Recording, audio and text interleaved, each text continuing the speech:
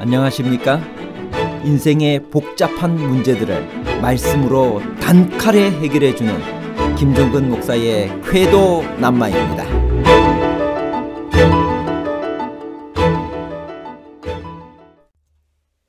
성소와 인간 역사는 얼마나 연관이 되어 있을까요?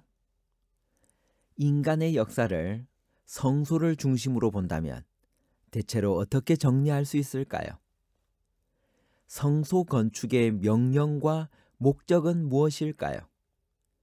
너희가 이 성전을 헐라는 예수님의 명령의 의미는 무엇일까요? 내가 잠깐 그들에게 성소가 되리라는 의미는 무엇일까요? 성소는 이 지상에만 있었나요? 아니면 하늘에도 있었나요?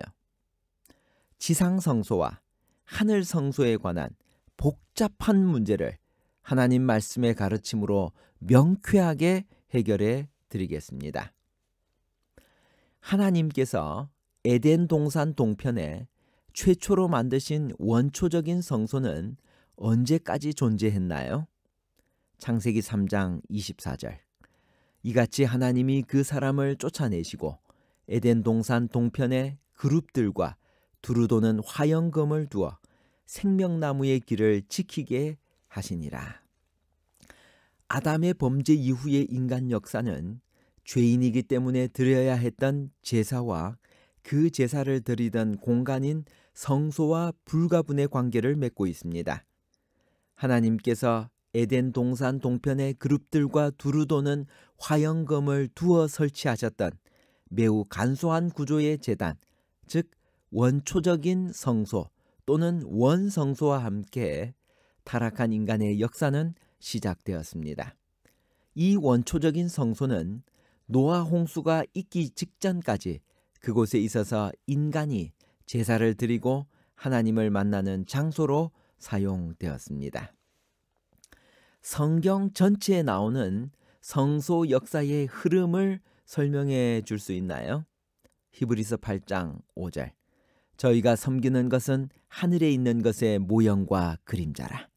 모세가 장막을 지으려 할 때 지시하심을 얻음과 같으니 가라사대 삼가 모든 것을 산에서 내게 보이던 본을 쫓아 지으라 하셨느니라. 인간의 역사를 성소를 중심으로 본다면 다음과 같이 정리할 수 있습니다. 첫 번째, 원초적 성소 시대, 아담에서 노아 때까지. 두 번째, 제단 성소 시대, 노아로부터 모세까지. 세 번째, 회막 성소 시대, 모세로부터 솔로몬까지. 네 번째, 성전 성소 시대, 솔로몬으로부터 에레미야, 제1성전, 솔로몬 성전 시대까지. 다섯 번째, 성소가 없던 시대, 에레미야 때, 스룹바벨 성전입니다. 여섯 번째, 재건 성전 시대입니다. 스룹바벨부터 헤롯 때까지 제2성전 시대, 스룹바벨 성전 시대입니다. 일곱 번째, 개축 성전 시대입니다. 헤롯으로부터 AD 70년까지 헤롯 성전 시대입니다. 마지막 여덟 번째, 하늘 성소 시대, AD 70년부터 재림 때까지입니다. 성소 건축의 명령과 목적은 무엇일까요? 레위기 19장 30절. 내 안식일을 지키고 내 성소를 공경하라. 나는 여호와니라. 하나님께서 지상 성소를 건축하실 때 이렇게 분부하셨습니다. 출애굽기 25장 8절. 내가 그들 중에 거할 성소를 그들을 시켜 나를 위하여 짓되.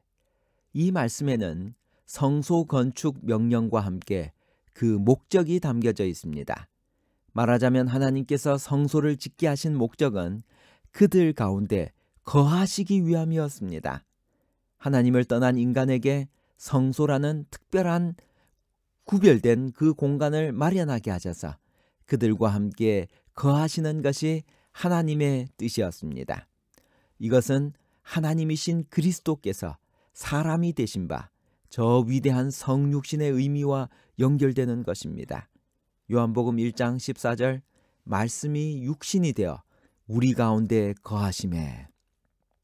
성소 건축과 도성인신, 말씀이 육신이 되신 이게 성육신의 목적이 동일함을 더욱 구체적으로 보여주는 것은 사용된 언어가 동일하다는 것입니다.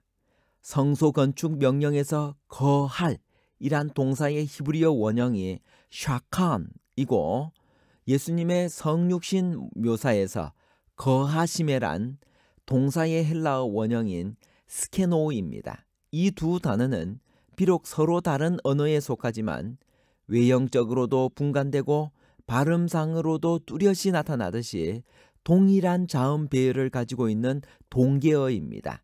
다시 말해서 이 두 단어가 같은 어원에서 파생된 동사들이라는 사실입니다. 이 사실이 궁극적으로 제시하는 바는 구약의 성소와 신약의 그리스도가 한 가지 목적, 곧 하나님께서 우리와 함께 거하시기 위한 목적을 성취하셨다는 것과, 따라서 성소는 그리스도와 밀접한 관계가 있다는 것입니다. 구약에서 성소를 통하여 우리와 함께 계신 하나님은 신약에서 예수 그리스도를 통하여 역시 우리와 함께 계시는 하나님, 임마누엘 하나님이 되신 것입니다. 너희가 이 성전을 헐라는 예수님의 명령은 무슨 의미일까요? 요한복음 2장 19절. 예수께서 대답하여 가라사대 너희가 이 성전을 헐라 내가 사흘 동안에 일으키리라. 성소가 여러 가지 점으로 그리스도를 지칭하고 표상하는 것이었다는 사실은 예수님께서 친히 인식하셨고 가르치셨습니다. 그분의 공적인 생애 동안 첫 유월절에 예루살렘에 올라가셨을 때 그분은 성전 안에서 난잡한 매매 활동을 하고 있는 사람들을 향하여 의분에 찬 음성으로 꾸짖으시며 그들을 내어 쫓으셨습니다. 이 광경을 바라보던 유대인들이 그에게 묻기를 내가 이런 일을 행하니 무슨 표적을 우리에게 보이겠느냐라고 질문했습니다. 이때 예수님은 가다듬은 음성으로 너희가 이 성전을 헐라 내가 사흘 동안에 일으키리라고 대답하셨습니다. 그러자 유대인들은 이 성전은 46년 동안의 지역권을 내가 3일 동안에 일으키겠느냐라고 반문했습니다. 그들이 이렇게 되물은 까닭은 그리스도께서 하신 말씀의 참 뜻을 깨닫지 못했기 때문입니다. 이 사건을 보도하는 요한은 부언하기를 그러나 예수는 성전된 자기 육체를 가리켜 말씀하신 것이라. 죽은 자 가운데서 살아나신 후에야 제자들이 이 말씀하신 것을 기억하고 성경과 및 예수의 하신 말씀을 믿었더라고 했습니다.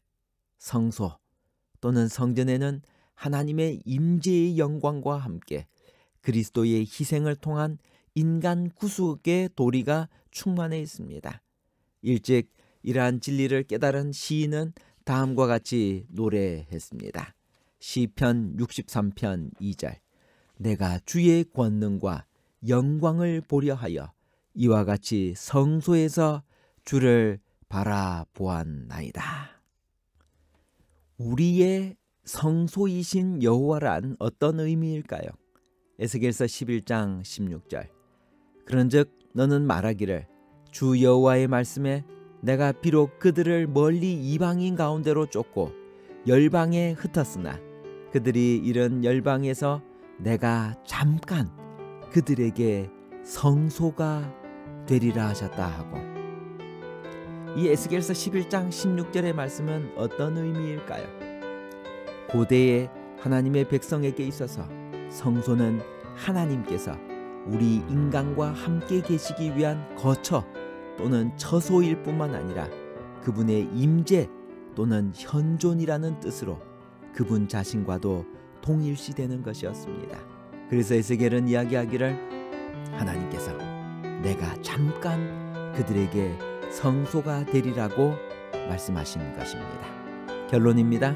첫 번째, 원초적인 성소는 노아 홍수가 있기 직전까지 그곳에 있어서 인간이 제사를 드리고 하나님을 만나는 장소로 사용되었습니다. 두 번째, 지상의 성소가 영영 좌치를 감추게 되자 하나님의 백성이 그들의 정신적 지주와 신앙의 중심을 잃어버릴 위험에 처하게 되었을 때 하나님께서는 히브리서라는 편지서를 통하여 참되고도 영구한 성소가 하늘에 있으며 그곳에서 크신 대제사장 그리스도께서 봉사하고 계신다는 사실을 가르쳐 주심으로써 그들을 붙들어 주시고 선도해 주셨습니다. 그래서 이 지상만이 아니라 하늘에도 성소가 있다고 하는 사실을 가르쳐 주셨습니다. 세 번째, 성소 또는 성전에는 하나님의 임재의 영광과 함께 그리스도의 희생을 통한 인간 구속의 도리가 충만해 있습니다. 오늘 성소 되신 하나님께서 오늘 우리와 함께 임재하시러 다가오고 계십니다. 오늘도 그분과 함께 동행하는 임마누엘 하나님을 체험하시는 여러분과 제가 되시기를 간절히 바랍니다. 감사합니다.